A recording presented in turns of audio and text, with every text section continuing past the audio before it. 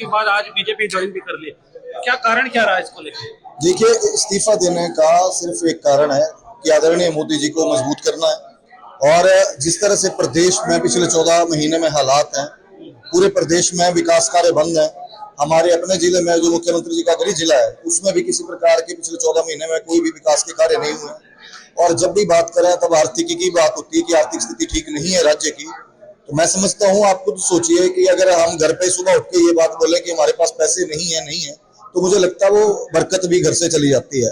तो अब समय था, हमने 6 महीने देखे, 8 महीने देखे, लेकिन पिछले 14 महीने से जब हमने लगातार यही स्थिति देखी, तो ये निर्णय लिया कि जो ये कांग्रेस के भी 6 विधायक गए हैं, हमें भी, हमसे भी, हमारी भी हाईकमान से बात हुई है, तो आदरणीय मोदी जी, आदरणीय नड्डा जी के नेतृत्व में, आदरणीय अमित शाह जी के नेतृत्व में हमने ये आज फैसला लिया है। हमारा सौभाग्य है कि हमें जो ये देश में एक यज्ञ चला हुआ है, इसमें छोटी सी आहुति देने के लिए हमें भी मौका मिला है। और मैं समझता हूँ कि जिस तरह से देश आगे बढ़ रहा है, प्रदेश भी आगे बढ़ेगा।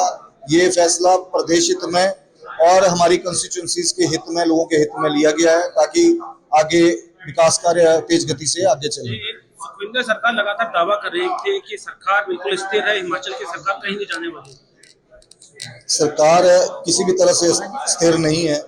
सरकार पहले ही अल्पमत में, अभी 34 विधायक है उनके पास, और आपके सामने ही है 25 बीजेपी के हैं, 9 जो है अभी उपचुनाव में जा रहे हैं। तो सरकार तो ये भविष्य में बहुत ही जल्द वेंटिलेटर पे सरकार चली हुई है, ये गिरने वाली सरकार है। ये ज्यादा से ज्यादा 1-2 महीने जब तक ये चुनाव चला है तब तक है, उसके बाद ये सरकार नहीं चलेगी। आखिरी सवाल कि क्या इससे लोकसभा चुनाव को लेकर भी कोई फर्क पड़ने वाला है? लोकसभा चुनाव में और तेज गति आएगी। और हमारे पार्लियामेंट्री से आदमी अनुराग जी हैं, हमारे बड़े भाई, उनको पिछली बार वो लगभग करीब 4 लाख वोट से जीते हैं। इस बार जहां तक हमें उम्मीद है कि 5 लाख भी क्रॉस करेंगे, बहुत तेज गति से आगे, क्योंकि लोगों को पता है जिस तरह से मोदी जी के नेतृत्व में देश आगे बढ़ रहा है, तो प्रदेश में भी जिस तरह से कमियां हैं उनको दूर किया जाए। उसके बाद आज बीजेपी ज्वाइन भी कर ली, क्या कारण क्या रहा इसको लेकर?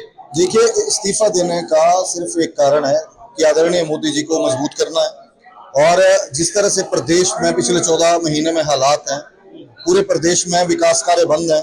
हमारे अपने जिले में जो मुख्यमंत्री जी का गृह जिला है, उसमें भी किसी प्रकार के पिछले 14 महीने में कोई भी विकास के कार्य नहीं हुए।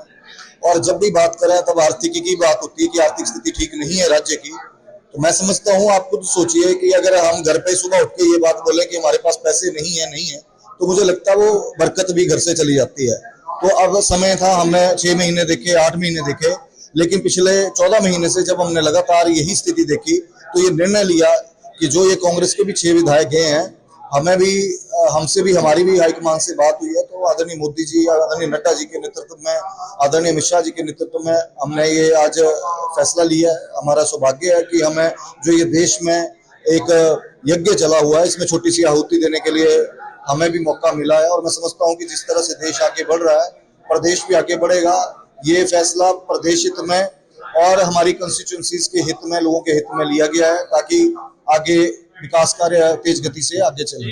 सुखविंदर सरकार लगातार दावा कर रही थी कि सरकार बिल्कुल स्थिर है, हिमाचल की सरकार कहीं नहीं जाने वाली। सरकार किसी भी तरह से स्थिर नहीं है।